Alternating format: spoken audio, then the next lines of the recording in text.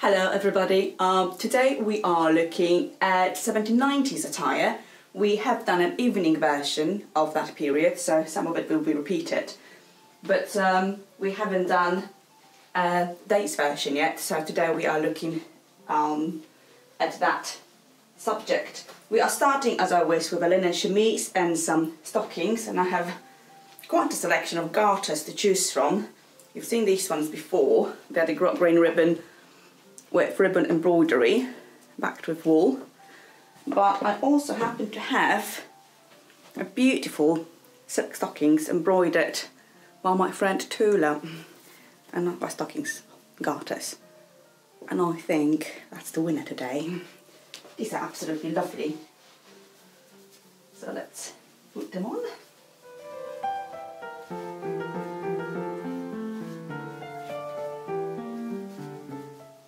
1790s are sort of very weird transitional decade, and lots of things were going on. Very nice. At that time, obviously, French Revolution, and the revolution in politics also meant revolution in style. So a much more natural and flowy form is starting to emerge that will lead to the Regency dresses. And also, I don't really enjoy the Regency styles later on, early 19th century, but I actually quite like the 1790s. I don't like high bust styles, but this one is just not too bad. Don't know what makes the difference. Probably the hair. So let's see. You've seen these stays before. Again, they're traditional styles that the waistline is already higher up and the bust is elevated for a sort of pigeon look, and they're quite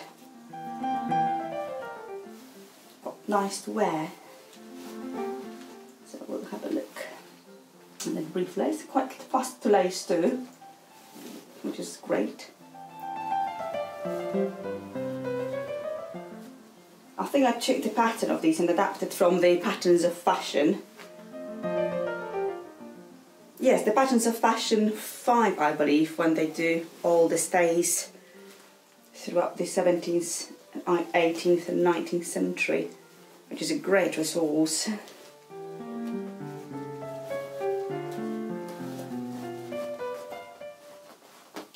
Right, getting there. Boopsing away a bit, as always, but we'll do that in a second. I really like the way the back is showing.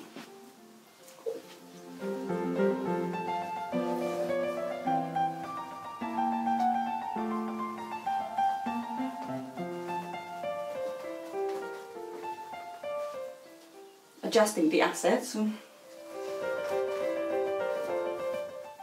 think we are there.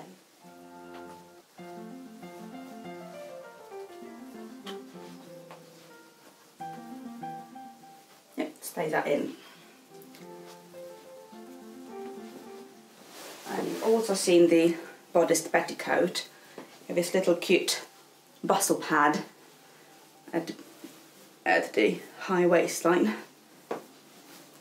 And I think the style is quite graceful, really.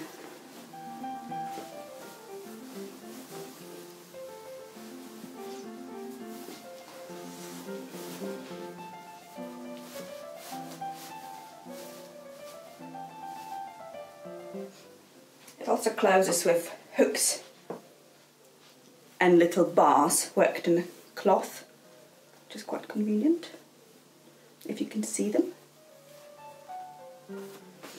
And that's it. And I'm also sporting my brand new mules from American Duchess, and I love the colour.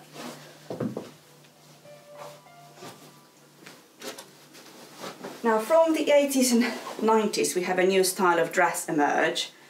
In the 80s, you see the popularity of the chemise à la reine, of basically a white gauzy gown with gathering adjusting to the figures. That was popularised by Marie Antoinette as her sort of country pastoral attire. very much different from really structured and panniered gowns of the court at the time. And it was just a, lounging outfit, I suppose. And because it was simple and because it was comfortable, it was very popular.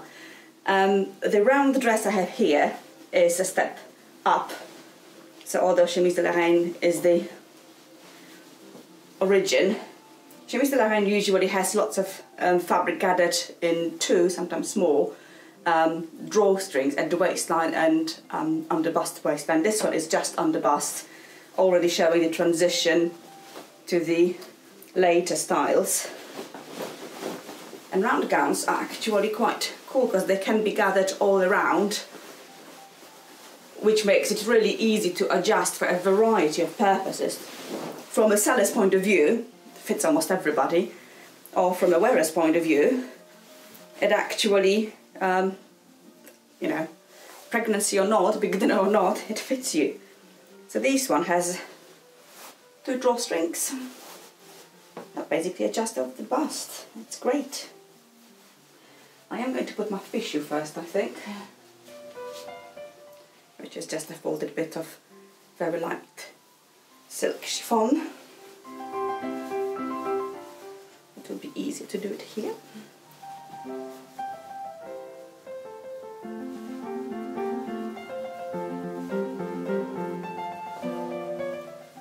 And then you just drop the strings in.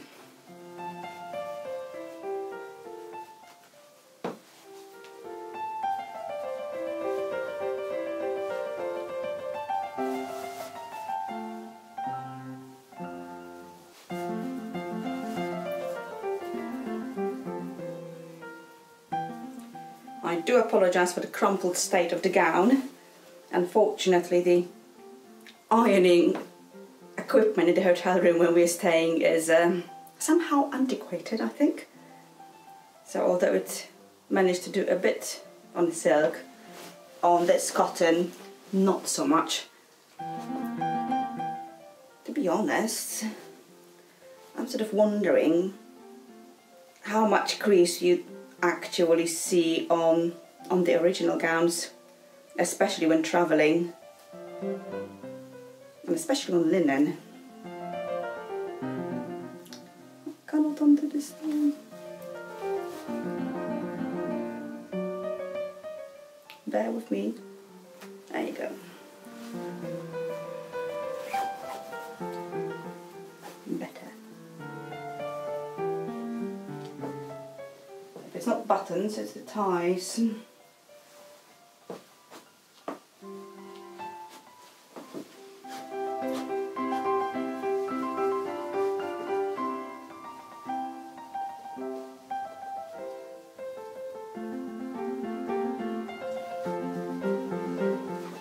So that's my top done. The back is plain and cut separately from the front of the gown. So the back is fitted, whereas the front can really be adjusted to however big a dinner you have. There's plenty of space over here, and you can distribute the gathers as much as you want and hide it in. So this kind of gown would be great for sitting at home, going for a walk with a little bit of hat. And it's quite comfy, really. Shorter sleeves make it better too. But for better occasions, it's quite nice. We have an open robe, a style that was developed in the 90s, as sort of, you can still see it in the beginning of 19th century. And it's again quite a graceful gown, in layer of silk lined with linen. And the back fullness is created by pleating and stitching the pleats in. Again, Janet Arnold pattern. So you can see there are 3 sort of seams when you have lots of box pleats inside. Let's have a look. Pleats, pleats, and pleats. So loads of volume. The front are also pleated. So very reminiscent of the robings from the early gowns. So that is definitely, they can have a book from a pleated back fronts of mantuas, possibly the last sort of vestige of mantua art and evidence at that time. And it has a longer sleeve. And it has a train.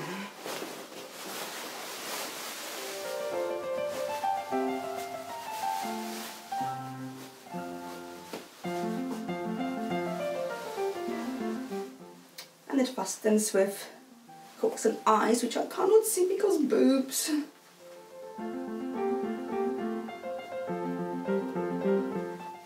Okay, one is in. Very good.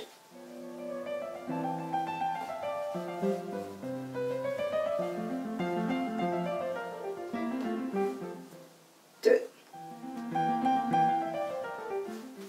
And three. Yay. Must admit, I loved this style from the moment I saw it, of all the places, in the Interview with Vampire film on one of the Ladies of the Night. So it's very flowy,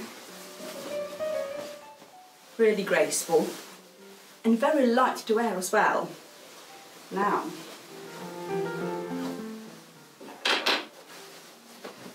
for hair, the hairstyles were definitely much more relaxed. You see, sort of loose ringlets were very much the fashion. Whether you had them or not, you just pin them as they are. And you see that style sort of diminishing later on in the beginning of 19th century. But for now, it was just loose, unstructured curls, really. And one of the most popular headdresses at the time was a turban. It can be just a wrap-around scarf, it can be a full turban with a cap, it can be something in between, which this one is. It's a matching silk, a little cap. Let me see if you can see. With some ties to go over it, and you can add brooches, feathers, whatever you prefer really, to work for you.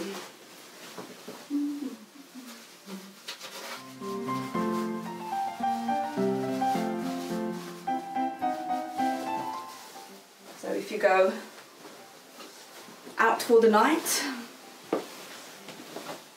you'll add big feathers and a brooch. I think I'm just going to stay like this, but I'm just going for a walk.